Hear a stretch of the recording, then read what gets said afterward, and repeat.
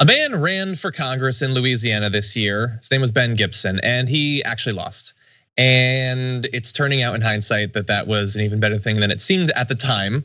Now, bear in mind, one important fact about this candidate is that according to Media Matters, he has endorsed the QAnon conspiracy theory multiple times on his Facebook campaign page and other social media accounts. You can see an example of one of these posts where, amongst other hashtags, he just throws in a couple of QAnon ones. Because why not? I mean, it worked for some people. We do have 2 QAnon supporting Congress people now, but he didn't. And if you don't know what QAnon is or why it matters that someone running to enter Congress cares about it, well, you blessed summer child, welcome to 2020. The QAnon cult believes that there's an underground network of satanic pedophiles who are being covertly pursued by President Trump. And bear in mind, that underground network of satanic pedophiles includes every celebrity you don't like and all Democratic leaders. So bear that in mind. And every girl who turned you down for a date. Oh yeah, definitely, definitely. If they weren't nice to you, if they put you in the friend zone, they're in the satanic pedophile zone. But anyway, we found another interesting thing about Ben Gibson, this person who believes that there's this cult of pedophiles that need to be rooted out at all costs. He was booked this week on 4 counts of pornography, including juveniles under the age of 13 that he possessed. And look, if you haven't been following a lot of these QAnon things, it always ends with the person who likes QAnon being a pedophile. Not always, I'm not like them. I don't believe that half of the country are pedophiles, but there's been a lot of connections to child pornography and stuff like that. Maybe it's projection. Maybe that's something to consider. It's so fun. They like all think they're R. Kelly, and they're like, if I'm really open with it and like, cool with it, then I'll get away with it. It's like, no, you can't, and you can't sing like him, and he is a pedophile. Anyway, the point is, yes, it is a giant projection. It's a horrible giant projection, and my favorite part about the Q conspiracy is that somehow Donald Trump is pursuing the satanic pedophile ring to stop it, not join it, which is more in line with some of his history and his associates, Jeffrey Epstein.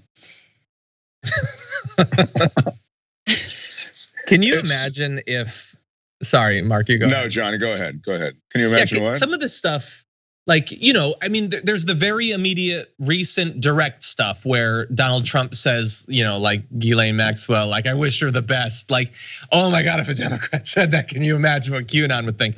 But then the years and years, okay, so if Donald Trump sexualizing and talking sexually about his daughter doesn't turn you off to him just as a politician, okay, fine, it's America, we're a weird country.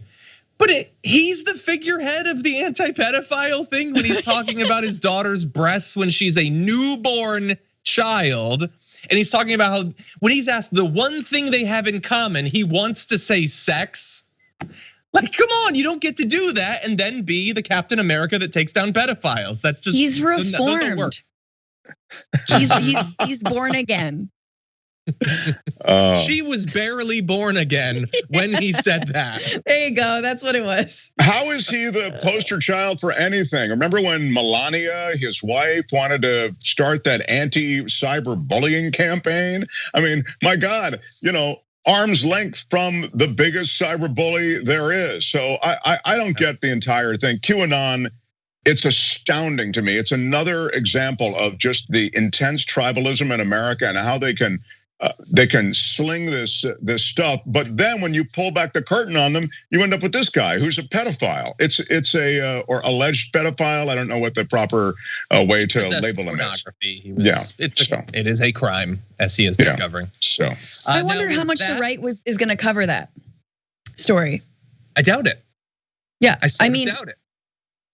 What kind of accountability is there going to be for this person who is ran for office, spreading QAnon like conspiracy theories, or anyone else like you're saying? I guess he's not the first, John. I haven't. I mean, look, really fast. I talked previously about one of the QAnon subreddits had to close down when the moderator admitted that he had been fighting with his desire to consume child pornography. Notably, An important historical footnote for QAnon is that it began on a website that is best known for sharing child pornography. Oh my God. That was a weird thing. Anyway, the entire thing is obviously just it's a combination of projection. For some individuals, they desperately are fighting against the fact that they want to consume child pornography, and so they see it as the biggest social ill. And then you combine that with the fact that, as Mark said, we're an incredibly tribal society, and now, like more so than ever before, everything has to be perfect. The news you consume has to be perfectly tailored to everything you already believe about the world. And the villains that you face in politics have to be the ultimate perfect villains. And what is a better thing to sort of array yourself against than satanic pedophiles? It's like they don't want to be against the Dems who are interested in climate change. That's not sexy. No, they want to be against Satan who wants to have sex with a child. It's just not how society actually works.